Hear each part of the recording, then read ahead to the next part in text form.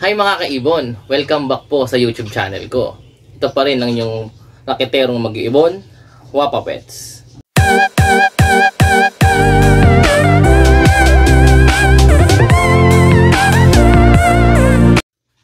Ang topic po natin ngayon kung magkano ang aking magagastos o ano-ano ang aking mga kailangan para sa pagsisimula ng paghahandpid ng ating mga alagang ibon.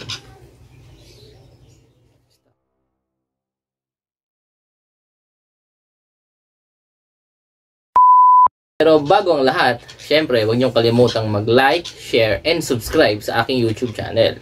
So, let's get started. Ang unang-unang kailangan po natin, syempre, sa pag-hand feed, ng bin. Kailangan ng bin. Yan, ito yung bin ko. Medyo malaki. Ginawa ko lang to. Yan. Ilagyan kong screen sa taas para makahinga or hindi mag-moist sa gilid. Yan, medyo tinakpan ko kasi malamig ngayon sa kasagilid. Ito yung hand feed ko. Si Buddy. Hi Buddy. Hi ka sa kanila. Si Buddy ay isang GCC. Yan. Yan. Kailangan niya to pag 15 days old hanggang mga 60 days. Dito siya nakalagay or dito natin siya ikukulong.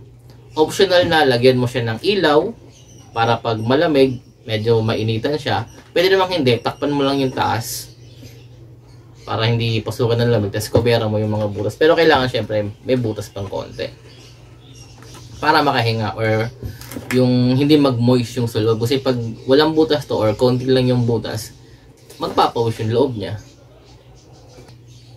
Ang next na kailangan naman po natin sa pag-handfeed syempre ay yung pagkain niya, yung handfeed formula.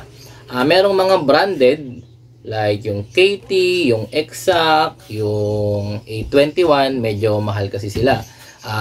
Pwede silang gamitin sa mga big bird na ibon. Pero kung alaga na or yung i-acquire nating handfeed is like Parakeet, African, Cockatiel, or GCC, pwede tayong bumili ng mga generic brand or pwede rin tayong gumawa ng sarili nating handfeed formula. Kailangan mo rin lagyan ng vitamins at antibiotic yung ibibigay mo sa kanyang pagkain.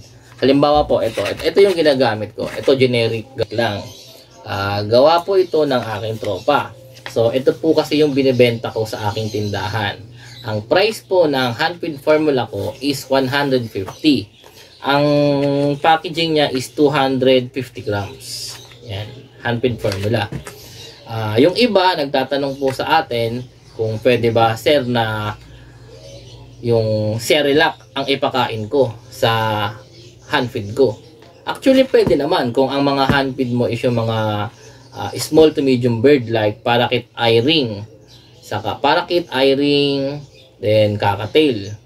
Pero kung mga medium bird to big bird na po ang handfeed nyo, syempre kailangan yung mga branded na or yung mga gawa na ng mga mas kilala pa. Pero kung gusto nyo magsariling halo or sariling timpla ng mga handfeed na ibon, pwede naman yung Cerelac. Tapos, optional, syempre, kailangan lagyan nyo ng halo yung Cerelac nyo. Unang-una, kailangan nila ng antibiotics.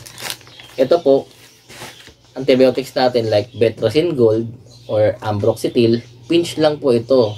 For every 1 tablespoon o yung for every pakain nyo, pinch lang ang ilalagay nyo. Tapos, pwede rin naman haluan ng Birdie Aid, isang patak o dalawa sa every timpla, tas Birdie Min. Tandem yung dalawang yan eh. Ito, antibiotic. Ito, vitamins. And mga optional lang po ito. Hindi ko sinasabing kailangan po itong ihalo sa formula nyo. Pwede rin po yung para kung medyo tight yung budget natin kasi mas mura to, 35 pesos lang to sa market. Selectrogen, 30 to 35, ganyan. Kasi meron na siyang electrolytes and multivitamins. Pero kailangan pa rin niya ng antibiotic para naman malakas po yung katawan ng ating ihahandfeed na ibon. Kasi handfeed siya eh. So, mahina pa siya eh. Dumidepende pa siya sa iyo. So, kung ano lang yung ibibigay mo sa kanya, yun lang yung matatanggap or masustansya makukuha niya. So, pwede rin maglagay ng electrolytes. Ito gamit ko sa yung Mondex. Mas malakas po kasi ito kaysa dun sa generic niyang kalaban na isa. Or pwede rin po yung essential. Kasi ang essential, kompleto na. So, kung gusto mo, halimbawa, yung Cerelac plus essential, pwede na po yun. Lagyan mo lang, siyempre, ng antibiotics konti. Para naman malakas yung resistensya ng hand-feed bird mo. Again, uulitin ko po. Hindi nyo po ito kailangang ilagay o ihalo lahat sa inyong formula. Pwedeng itong formula lang. Itong 150 lang. So, yun na nga. Meron ka ng bean, meron ka ng formula. Ang susunod mo na, syempre, is yung pang hand-feed tools mo. Like, hand-feed syringe or hand-feed na spoon. Yung spoon, unahin na natin yung spoon. Ito po, 100 pesos lang. Yan. Ito to. Yan. Meron siyang tusok. Parang nakakorting beak, lower beak ng ibon. So, pag pinisil mo yung beak ng ibon na ganyan, tututok mo lang to. So, i-scoop mo sa formula mo na medyo basa konti, tapos tututok mo lang siyang ganyan. So, unti-unti magpo-flow na yung ano niya, tapos lulunok na yung hand-feed na bird mo. Then, syempre, kailangan mo ng lagayan. Sa akin, in my case, porcelain po ang gilalagyan ko. Dito mo ilalagay yung formula mo, halimbawa isang kutsara, tapos hahaluan ko ng maligamgam na tubig. Ito na yung pinangahalo ko. Yung spoon niya, ayan, haluin mo na. Tapos, susunod po, yung syringe natin. Magkano ba ang hand-feed syringe? Ito nga pa lang porcelain ko, ayan, 40 pesos. Tapos, 100 pesos yung hand-feed spoon. Sa ano naman po natin, sa syringe, meron tayong 4 na klase sa tindahan. Yung ordinary, yan, gawa sa plastic or yung disposable.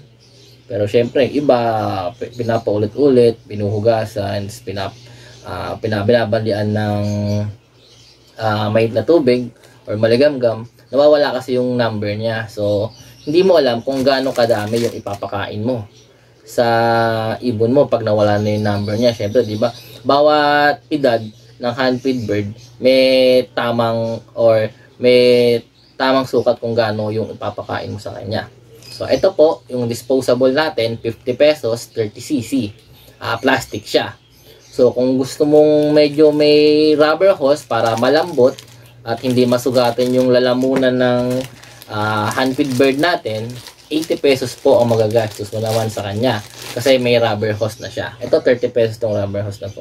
Makakabili rin po nito. Halimbawa, nawala na or nasira na tong hose mo. Syempre, kakagamit. Kung tumatagal, nasisira to dahil silicone siya malambot siya Ang gamit po nitong rubber hose natin para pag sinuksok mo sa lalamunan, di ba, ganyan.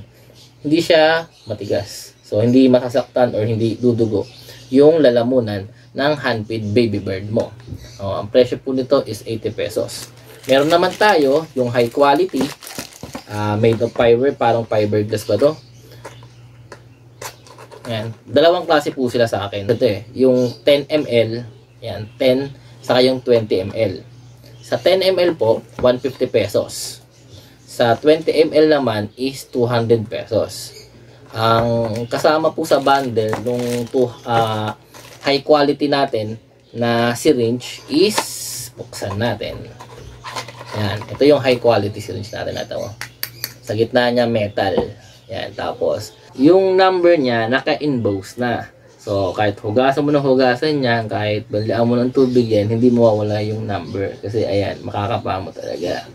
So, sa gitna niya, parang gold plated ata ito. Hindi, metal lang. Yan.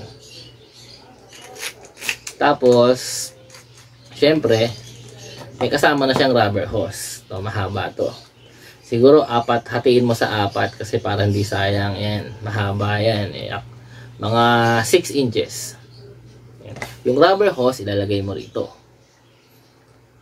So, alam niyo naman kung para saan yung rubber hose, diba? Para hindi masugatan yung lalamunan.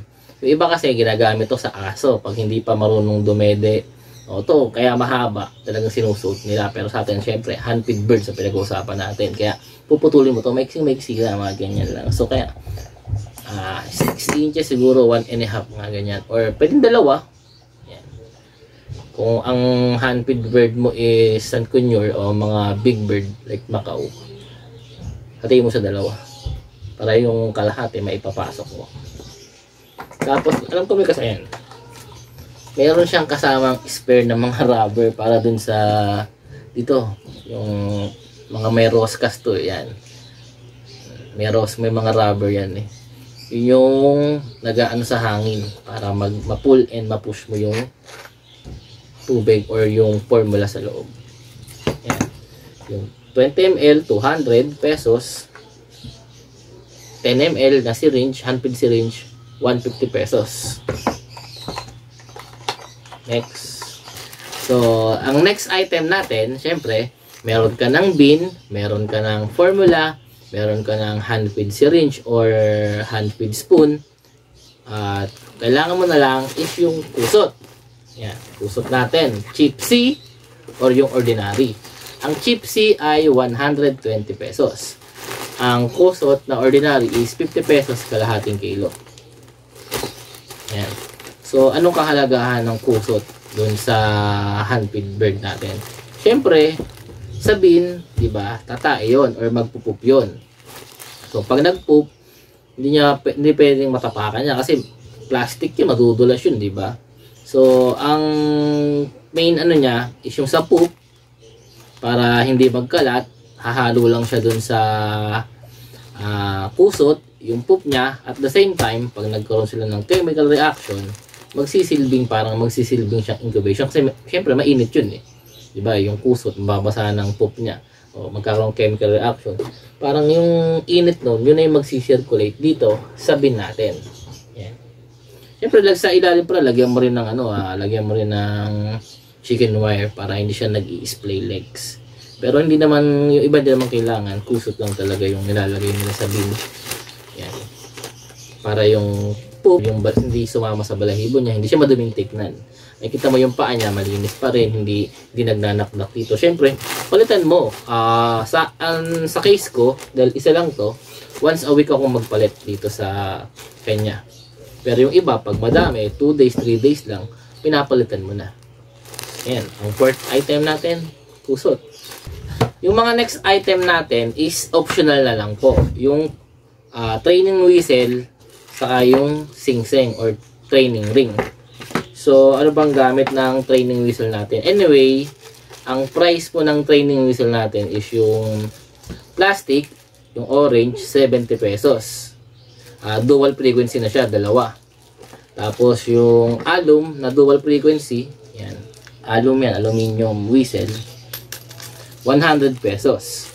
Tapos, yung malakas naman, yung ginagamit ng iba is Pax 40. 150 pesos sa amin to. Mas malakas to kaysa dito sa mga unang dalawang pinakita ko. Ano ba ang gamit ng whistle or paano gamitin? Ang gamit po ng whistle is pantawag sa ibon. Kasi pag nasanay siya dito sa tunog ng whistle mo, kahit malayo siya, pre-flight mo na siya at medyo naligaw o kaya na lumayo, pag narinig niya yung whistle mo, lalapit siya sa'yo. Basta hipan mo na ng hipan para marinig niya yung whistle mo.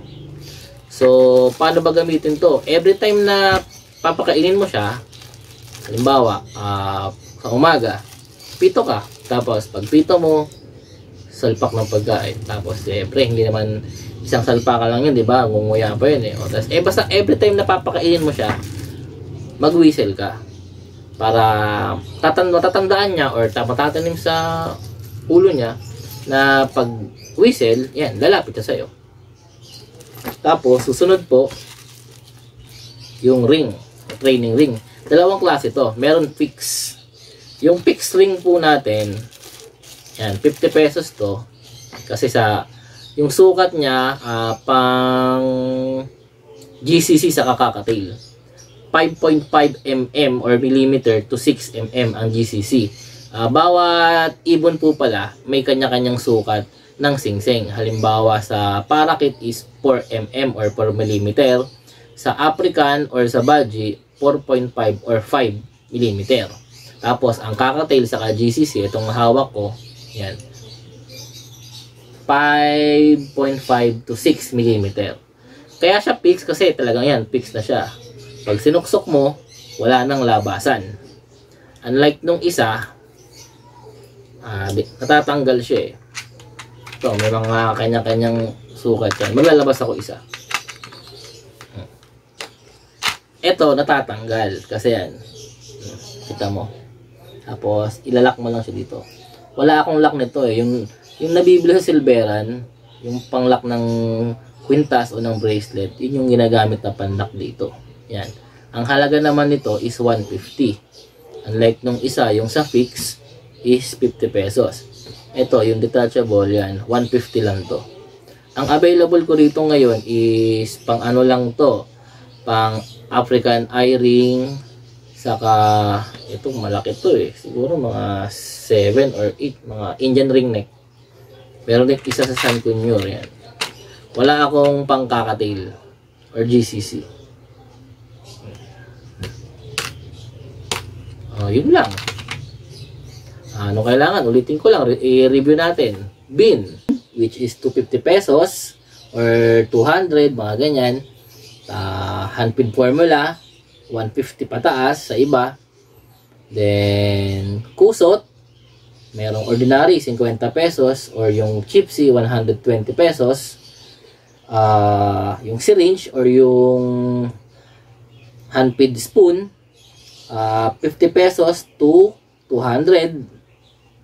Then, yung whistle, optional whistle, saka sing-sing. Siyempre, huling-huli mong i-acquire, huling-huli mong bibilin, yung handpid bird na natin.